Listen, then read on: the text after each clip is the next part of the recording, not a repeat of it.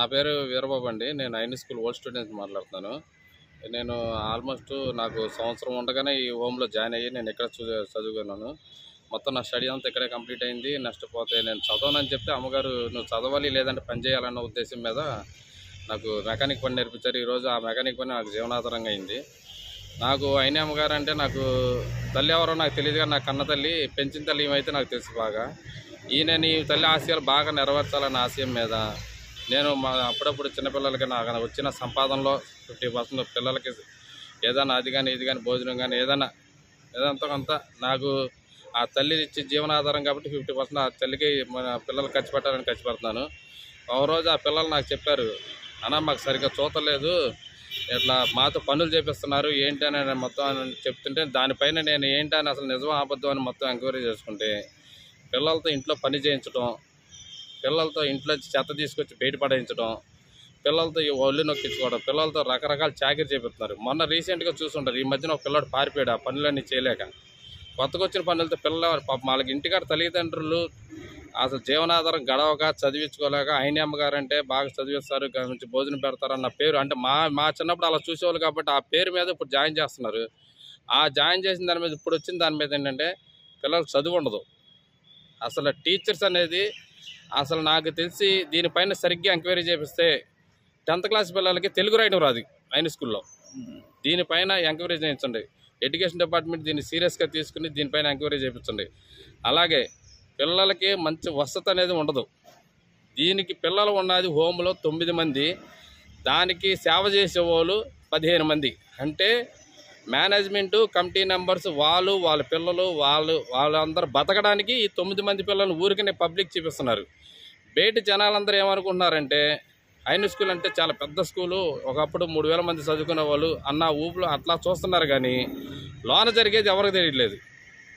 వీళ్ళు రీసెంట్గా ఏం చేశారంటే హైదరాబాద్లో అయిన అమ్మగారు ఆస్తు కనీసం సుమారుగా పిల్లలకి ఫ్యూచర్లో ఎటువంటి సహాయం అందకపోతే ఈ పిల్లలకి ఏదన్నా మనం అది ఆర్థికంగా ఉంటుందని చెప్పి హైదరాబాద్లో స్థలాలు కొనడం జరిగింది.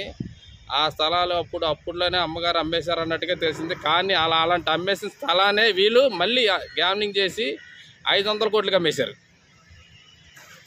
దీనిపైన నా దగ్గర ప్రతి ఎవిడెన్స్ ఉంది. నేను మరోసారి మళ్ళీ ఆ ఎవిడెన్స్ మొత్తం చూపిస్తాను. నెక్స్ట్ పోతే ఆడపిల్ల హాస్టల్లో మైనర్ పిల్లలు సార్, వాళ్ళు చెప్పుకోలేరు. వాళ్ళు పొజిషన్ ఎలా ఉంది అంటే అసలు మైనర్ పిల్లల గురించి మాట్లాడకూడదు కాబట్టి చెప్తున్నాను. కనీసం 3 పిల్లలు 10th క్లాస్ పిల్లలు పరీక్షలు రాయకుండా వీళ్ళని పంపించేశారు మొన్న రీసెంట్గా. దాని గురించి నేను కేసు పెట్టాను, అన్నీ చెప్పాను, అన్నీ మొత్తం పోలీసు వాళ్ళందరికీ ఇన్ఫర్మేషన్ ఇచ్చాను. కానీ అది ఇంతవరకు ఏమైంది అనేది ఇప్పుడు దాకా బయటికి రాలా. నేను లాస్ట్ టైం చాలా బాధపడ్డాను. దాని గురించి మాట్లాడినందుకు ఇట్లా కేసులు పెట్టాను, ఆడపిల్లల గురించి మాట్లాడుతున్నానని చెప్పి వీళ్ళు ఏం చేశారంటే నా జీవనాధారమైన నా షాప్ మీద దాడి చేసి, నా షాప్ అర్ధరాత్రి పూట 1 గంటకు వచ్చి నా షాప్ పడగొట్టేసి షాప్ మీద దాడి చేశారు.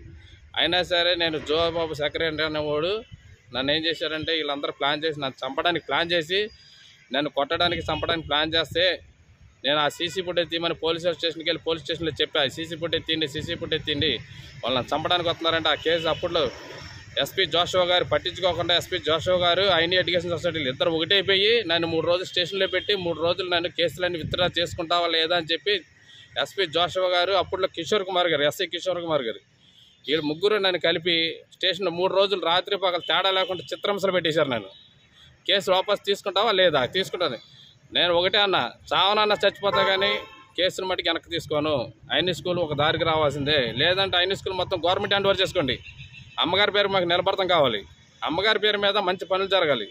అవసరమైతే ఐని స్కూల్ గవర్నమెంట్ హ్యాండ్ ఓవర్ చేసుకుని మంచి పిల్లలకి భవిష్యత్తు ఉండే, మంచి ఎడ్యుకేషన్ ఉండే, ఇంకా నాలాగా 3 మంది పిల్లలు చదువుకునే విధంగా ఉండాలి. నా వాటికి ఒకటే చెప్తున్నా, పిల్లల భవిష్యత్తు నాశనం చేయకూడదు. మొన్న రీసెంట్గా పిల్లవాడు పారిపోయాడు. ఇవాళ రీసెంట్గా కన్నా జోషువా అన్న వ్యక్తి మళ్ళీ ఇవాళ పిల్లల్ని ఒక 5-6 పిల్లలతో మళ్ళీ వాళ్ళతో సేవ చేయించడం, పనులు చేయించడం, పని చేయకపోతే మళ్ళీ కొడతానంటాం. మీకు ఎలా తీసుకెళ్ళాడంటే మెల్లగా చర్చిలో కేక్ పెడతాను రాండి అని చెప్పేసి ఆ చర్చిలో కేక్ కోసం తీసుకెళ్ళి అక్కడ పాపం వాళ్ళ పిల్లలు ఏం చేస్తారు, అనాథ పిల్లలు ఏం చేస్తారు, ఏదో చిన్న ముద్ద దొరుకుతుందంటే ఆశపడి వెళ్తారు. అనాథ పిల్లలు కాబట్టి ఇక్కడికి వచ్చే వాళ్ళందరూ అనాథ పిల్లలే. ఏదో కేక్ మొక్క పెడతారు కానీ అక్కడికి వెళ్ళినాక వాళ్ళతో సౌండ్ బాక్స్ పోయింది, మోయిపోతే కొడతా. బెదిరిస్తున్నాడు. దానికి కమిటీ నెంబర్లు నేను చాలాసార్లు కమిటీ నెంబర్లు హెచ్చరించా. ఐఎన్డీ ఎడ్యుకేషన్ సొసైటీలో మాస్టర్లు వీళ్ళందరూ స్టాఫ్ కానీ వీళ్ళందరూ కానీ పిల్లల్ని బెదిరిస్తున్నారు, దాన్ని ఖండించండి అంటే సెక్రటరీ గారు ఏం మాత్రం అసలు సెక్రటరీ గారికి నేను వాట్సాప్లో మెసేజ్లు పెడుతుంటే నన్ను బ్లాక్ చేశాడు. ఎందుకు ఇప్పుడు పిల్లల తరఫున నేను అడుగుతున్నా, ఓ స్టూడెంట్స్ కాబట్టి అడుగుతున్నా. మరి ఇలా చెప్తే పిల్లల్ని అడుగుతుంటే డైరెక్ట్గా వెళ్ళి పిల్లలు సమాధానం చెప్పట్లేదు కదా. పిల్లలు చెప్తున్నారు సార్, పిల్లల్ని ఏంటంటే బెదిరిస్తున్నారు. పిల్లల్ని ఎలా బెదిరిస్తున్నారంటే మీరు కానీ చెప్పారా బయటకు పంపించేస్తాం, మీకు మంచి భోజనం పెట్టాం. ఇవాళ ఎవరైనా 1-2 రోజులు ఉంటారు మీ వెనకాల మేము ఉండేది రోజు మేము ఉంటాం. మిమ్మల్ని కానీ మీరు అని చెప్పారా హాస్టల్లో తోలేస్తాం బయటికి అని అట్లా పిల్లలు బ్లాక్మెయిల్ చేసి వాళ్ళు పెట్టే ముద్ద కోసం వాళ్ళు ఏం చేస్తున్నారంటే భయపడి బతుకుతున్నారు వాళ్ళు. దీనిపైన ఎస్పీ గారు గట్టిగా స్పందించండి, స్పెషల్ ఎంక్వైరీ చేయించండి. నేను ఒకటే చెప్తున్నా ఎస్పీ గారికి, అయ్యా ఎస్పీ గారు దీనిపైన ఎంక్వైరీ చేయించండి. ఇది తప్పు, నేను చెప్పేది అబద్ధం అంటే నేను లోనేసేయండి. నాన్ బెయిల్ వారెంట్ కింద వేస్తారో దేనికోసం వేస్తారో మీ ఇష్టం, లోనేసండి. ఇది నిజం అంటే మీరేం చేస్తారో చెప్పండి. మీరు కానీ దీనిపైన కానీ నేను స్పందించకపోతే నెక్స్ట్ నేను ప్రజా దర్బార్ అని చంద్రబాబు నాయుడు గారి దాకా తీసుకెళ్ళిపోతారు. లోకల్ మినిస్టర్ గారి తర్వాత సీఎం చంద్రబాబు నాయుడు దాకా తీసుకెళ్తారు. దీన్ని మట్టికి ఎట్టి పరిస్థితుల్లో వదలను. నేను గత 2 సంవత్సరాల నుంచి పోరాడుతున్న అనాథ పిల్లల కోసం న్యాయం చేయండి అని.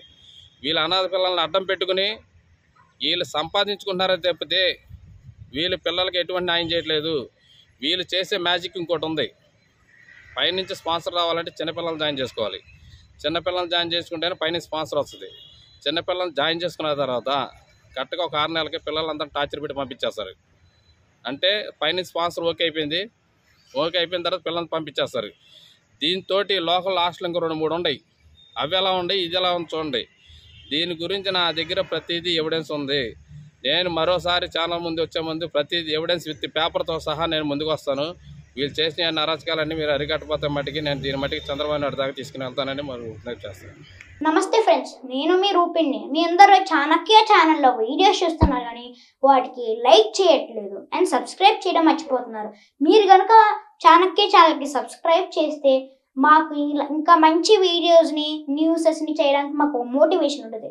Thank you and don't forget to subscribe Chanakya channel.